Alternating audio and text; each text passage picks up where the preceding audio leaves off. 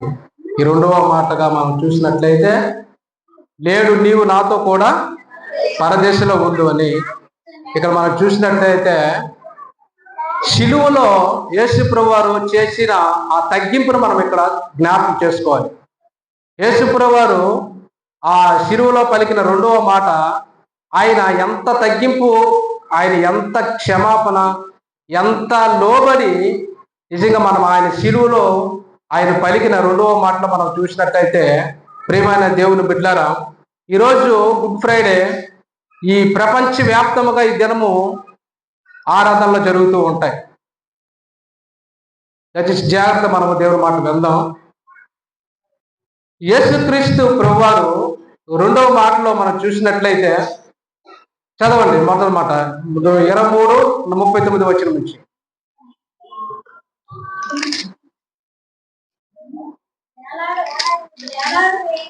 వేలాడబడిన ఆ నేరస్తులలో ఒకడు ఆయనను దూషించుచు, నీవు క్రీస్తువు కదా, నిన్ను నీవు రక్షించుకొనుము, మమ్మును కూడా రక్షించమని చెప్పును. హల్లెలూయా.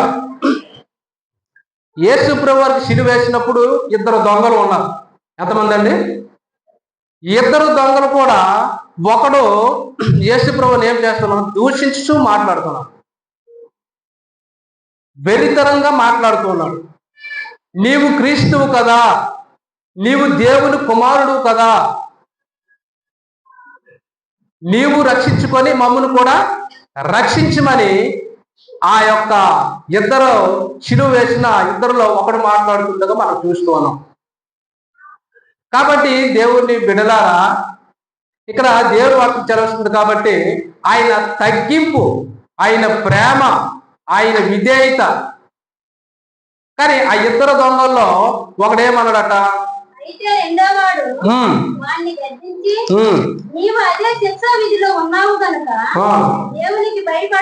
హల్లెలూయా. ఆయన ఏమంటున్నాడు? నువ్వు అదే శిక్షలో ఉన్నావు కాబట్టి దేవునికి భయపడవా? ఆపు ఆపు. నీవు దేవునికి భయపడవా? మనం భయపడవలసింది దేవునికే భయపడాలి, మనుషులకు కాదు. అది ఎంత ప్రధానమంత్రి అవనే, అది ఎంత ముఖ్యమంత్రి అవనే, ఎవడైనా అవనే, నిన్ను సృష్టించిన దేవునికే మనం భయపడాలి, లోబడాలి. అది చంపితే మన ఆత్మ ఎక్కడ ఉంటుంది? దేవుని దగ్గర ఉంటుంది. మనకు ఎవరు భయపడాల్సిన అవసరం లేదు. దేవునికే మనం తప్పు చేసి భయపడాలి. ఏమండి? కాబట్టి దేవుని బిడ్డలారా, ఆ దొంగ అంటున్నాడు, నీవు అదే శిక్షలో ఉన్నావు కాబట్టి దేవునికి భయపడవా? దేవుని బిడ్డలారా, ఈరోజు మనం కూడా ఆ శిలువ ప్రేమ మనం తెలుసుకోవాలి. ఆ శిలువ తగ్గింపు మనం నేర్చుకోవాలి. యేసు ప్రభువు మన కొరకు ఆ శిలువలో చేసిన ఆ త్యాగం ఒకసారి మనం జ్ఞాపకం చేసుకోవాలి.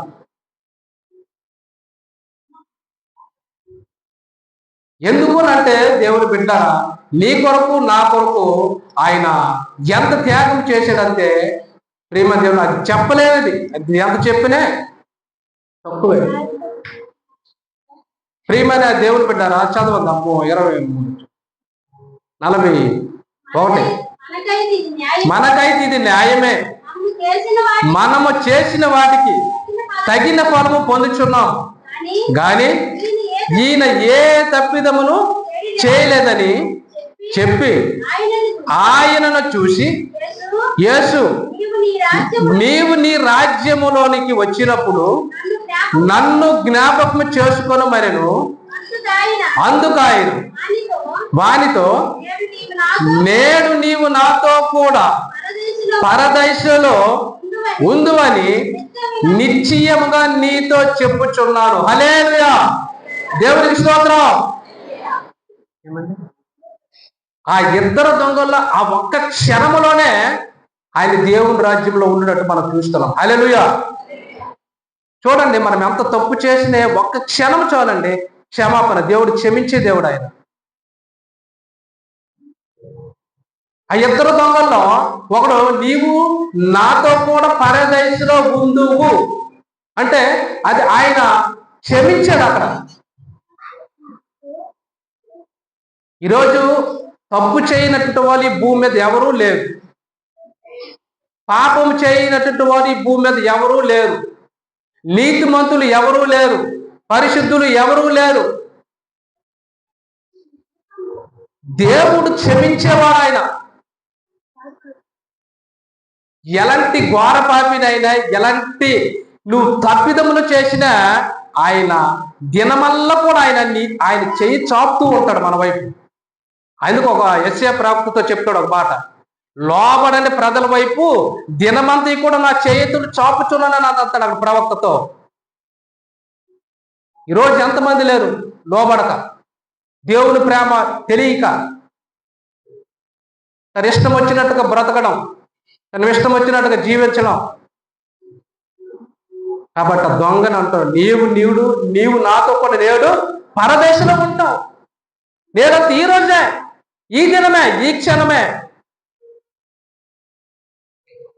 ప్రియమైన దేవుని బిడ్డలారా, మనము దేవుని రాజ్యంలో పరదేశంలో ఉండాలనంటే ఈ లోకంలో దేవుని మాట మనం వినాలి.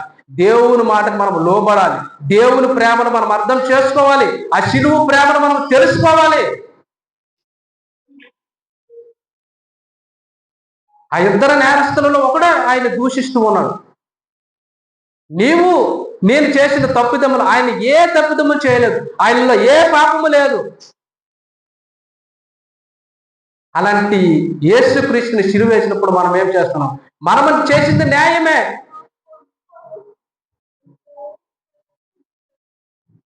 ప్రియమైన దేవుని బిడ్డలారా, దేవుడు మనకి ఈ లోకంలో ఎలాంటి పరిస్థితులు ఉన్నాయి, ఏ సమయంలో ఉండే ఆయన క్షమించి ఆయన రాజ్యానికే తీసుకెళ్లాలని ఆయన ఆశిస్తూ ఉన్నాడు. అలాంటి గొప్ప ప్రేమ కలిగిన దేవుడు ఆయన.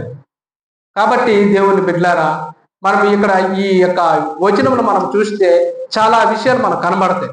కాబట్టి దేవుని బిడ్డలారా, మరి యొక్క పేతురు రాసిన మొదటి పత్రికలో 3వ అధ్యాయం 19వ వచనంలో మాట ఉంటుంది. మొదటి పేతురు 3వ అధ్యాయము 19వ వచనము. 3వ అధ్యాయం దేవుని దీర్ఘశాంతం.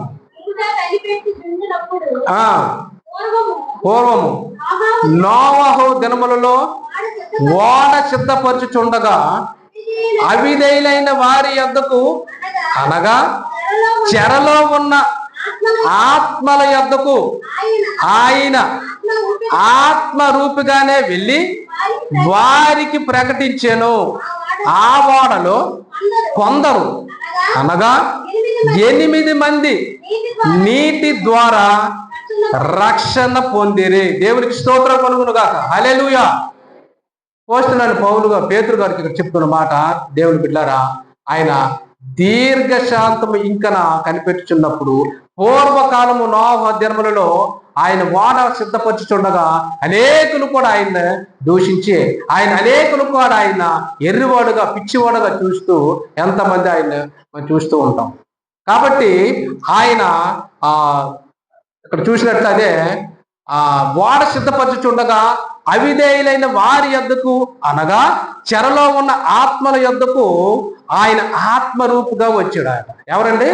దేవుడు యేసుప్రభువు వారే. ఆయనే ఆత్మరూపుగా వచ్చాడు. ఎందుకంటే ఆయన ఆత్మలకు కాపరి ఉన్న దేవుడు ఆయన. చూడు, ఓ నోవహు దినములలో ఆయన కూడా చెరలో ఉన్న వారికి ఆయన ఆత్మరూపుగా వచ్చి, చిన్న మాట, ఈ రోజు మనము పరదేశంలోకి వెళ్ళాలని అంటే మన ఈ లోకంలో ఎలా ఉండాలి? పరిశుద్ధులుగా ఉండాలి. దేవునికి అవమానం తేకూడదు, దేవునికి నిందలు పెట్టకూడదు, దేవునికి దూషించకూడదు. అలా బ్రతుకుతున్నామా? ఏదైనా దేవుని మాటకి మనం లోబడమే, దేవుని చిత్తానికి మనం తలవంచడమే. కాబట్టి ఆ దినము నోవహు దినములలో ప్రియమైన దేవుని బిడ్డలారా, ఆయన అన్నాడు అక్కడ, చెరలో ఉన్న ఆత్మల యొద్దకు ఆయన ఆత్మరూపుగానే వెళ్ళి, ఏ రూపుగా వెళ్ళాడంటే ఆత్మరూపుగానే వెళ్ళాడు. దేవుడు ఆత్మ ఉన్నాడు, ఆత్మరూపుగానే వెళ్ళాడు. ఈరోజు మనం దేవుని పరదేశకి వెళ్ళాలంటే ఆత్మగానే వెళ్ళాలి. మన ఆత్మ వెళ్తుంది కదా, శరీరం వెళ్తుందండి? శరీరం కేవలం నిష్ప్రయోజనము, కొద్ది క్షణమే ఈ శరీరం. కానీ ఆత్మ సదాకాలం నిరంతరం కూడా ఉంటది. ఆత్మరూపుగానే ఆయన దగ్గరికి వెళ్ళాడు. కాబట్టి నోవహు దినములో ఆయన చెప్తున్న మాట, ప్రియమైన దేవుని బిడ్డరా, ఆయన ఆత్మల యొద్దకు వెళ్ళి ఆత్మరూపుగానే వెళ్ళి వారికి ప్రకటించును. ఆ వాడలో కొందరు అనగా 8 మంది నీటి ద్వారా రక్షణ పొందిరి. హల్లెలూయా. ఎంతమంది అండి? 8 మంది నీటి ద్వారా రక్షణ పొందారు. చూడండి, నోవహుకు ఎంతమంది దూషించి మాట్లాడారు. ఈరోజు జల ప్రళయం వచ్చినప్పుడు లక్షల కొద్ది జనాలు ఎంతమంది జల ప్రళయంలో ఎంతమంది చనిపోయారు. కాబట్టి తన కుటుంబమే రక్షించబడ్డది. అక్కడ మనం చూసినట్లయితే ఆయన ఆత్మరూపుగానే వచ్చాడు. ఆత్మరూపుగానే వచ్చి అక్కడ ఆయన్ని రక్షించడం, ఆయన సువార్త ప్రకటించడం కూడా మనం చూస్తూ ఉన్నాం. రాత్రి ఒక మాట అయ్యగారు చెప్పారు. అపోస్తల కార్యంలో 7వ అధ్యాయము 59వ వచనంలో స్టెఫను గురించి ఆయన, యేసు ప్రభువా నా ఆత్మను చేర్చుకోము, ఆయన యేసు ప్రభువా అని చూడండి ఎంత స్పష్టంగా అక్కడ స్టెఫను అక్కడ పలుకుతూ ఉన్నట్టు మనం చూస్తాము. అంటే యేసు ప్రభువా అని అన్నారు. కానీ మనము ఆత్మరూపుగానే ఆయన పరిశుద్ధాత్మతో నిండిన వాడే, దేవుని అభిషేకం పొందిన వాడే, దేవునితో నడిచిన వాడే మనం ఉన్నట్టుగా చూస్తూ ఉన్నాం స్టెఫను. కాబట్టి మనము కూడా ఆత్మరూపుగానే మనం బ్రతకాలి. ఆత్మతోనే మనము జీవించాలి, ఆత్మతోనే మనము బ్రతకాలి, ఆత్మతోనే ఆరాధన చేయాలి, ఆత్మతోనే వాక్యాన్ని ప్రకటించాలి, ఆత్మతోనే మనము పాట పాడాలి, ఆత్మతోనే దేవుడు ఆత్మ కనుపడి మనం శరీరం మనం విడిచిపెట్టాలి, ఆత్మరూపుగానే మనం ప్రకటన చేయాలి. ప్రియమైన దేవుని బిడ్డలారా, ఇప్పుడు ఎంతవరకు స్టెఫను ఆయన మనం చూసినట్లయితే ఆయన పరిశుద్ధాత్మతో నిండిన వాడై ఆయన ఆత్మ దేవుడికి అప్పచెప్పాడు. హల్లెలూయా. దేవుడికి స్తోత్రం కలుగును గాక. కాబట్టి స్టెఫను వలె మనము కూడా ఆత్మరూపుగానే మన ఆత్మ ఆయనకు అప్పచెప్పించేవారుగా మనం ఉండాలి. చూడండి, ఆ నోవహు దినములో కూడా ఆయన ఏమన్నాడు? 8 మంది నీటి ద్వారా ఆయన రక్షణ పొందినట్టుగా మనం చూస్తున్నాం. కాబట్టి ప్రియమైన దేవుని బిడ్డలారా, సమయం లేదు, సమయం మనము వినియోగించుకోవాలి, సమయం మనం పాటించాలి. మనము వాక్యం ఉన్నది కాబట్టి ఎన్నో ఉన్నాయి చెప్పడానికి, గంట పట్టుద్ది, గంట టైం నేను చెప్పగలను. కానీ సమయం మనం పాటించాలి. సమయం ఇచ్చినప్పుడే దేవుని ఆశీర్వాదం మనం పొందుకుంటాం. కాబట్టి ప్రియమైన మరలా మీకు చెప్తున్నాను, ఈ 2 నేరస్తులలో ఒకడు దూషించుచు నీవు అదే శిక్షలో ఉన్నావు కాబట్టి క్రీస్తుకు భయపడవా, దేవునికి భయపడవా అని ప్రియమైన దేవుని బిడ్డలారా, ఆ ఒక్కడిని కూడా నేడు నీవు నాతో కూడా పరదైసులో ఉందువు అని ఎంత గొప్ప దేవుడు రాజ్యంలోకి వచ్చి నన్ను జ్ఞాపకం చేసుకోనని మరొక దొంగ ఆయన మాట్లాడుతున్నట్టు మనం చూస్తున్నాం. ఏమండి, మనం అలాంటి క్షమాపణ, అలాంటి తగ్గింపు మనసు, అలాంటి ఆలోచన మన అందరిలో ఉండాలి. ఏంటండి ఈ లోకంలో మనం జీవిస్తాం చెప్పండి? ఈ లోకంలో ఒకరికొకరు మన ద్వేషణ, ఒకరికొకరు శత్రుత్వం ఏమీ లేదు. దేవుడి రాజ్యానికి మనం వెళ్ళినప్పుడు దేవుడు అన్ని మనకు లెక్క అడుగుతాడు. ఏది ఉంటుంది ఈ లోకం? ఏటి లేదు. ఈ లోకం శాశ్వతము కాదు. దేవుడు పరదేశంలో మనకు ఉన్నప్పుడు దేవుడు ప్రతి ఒక్కరు కూడా మనలో చేసిన క్రియకి దేవుడు అక్కడ మనకు లెక్క అప్పచెప్తాడు. హల్లెలూయా. కాబట్టి నేడు నీవు నాతో కూడా పరదేశంలో ఉండు. మనమందరము కూడా దేవుని రాజ్యంలో, దేవుని పరదేశంలో ఉండాలంటే ఈ లోకంలో దేవుని చిత్తానుసారంగా, దేవుని చెప్పిన మాటకి, దేవుని వాక్యానుసారంగా మనం బ్రతకాలని ప్రభుపేట మీకు మనవి చేస్తున్నాం. కాబట్టి దేవుని బిడ్డలారా, దినములు చాలా భయంకరంగా ఉన్నాయి. కాబట్టి మనం అందరం కూడా దేవుని వాక్యాన్ని ప్రేమించి ఆ 2 నేరస్తులలో ఆయన క్షమాపణ ఎలాగైతే పొందాడో మనము కూడా క్షమాపణ ఆయన శిలువలో మనం జ్ఞాపకం చేసుకుందాం. ఆయన మన కొరకు కాల్చిన ఆ శిలువ రక్తంలో మనం ఒకసారి జ్ఞాపకం చేసుకొని ప్రియమైన దేవుని బిడ్డలారా ఒకసారి ముందుకు సాగాలని ప్రభుపాట మనం చేస్తూ ఈ కొద్ది మాటలు దేవుడు మన జీవితంలో ఆశీర్వదించి నడిపించును గాక. ఆమేన్.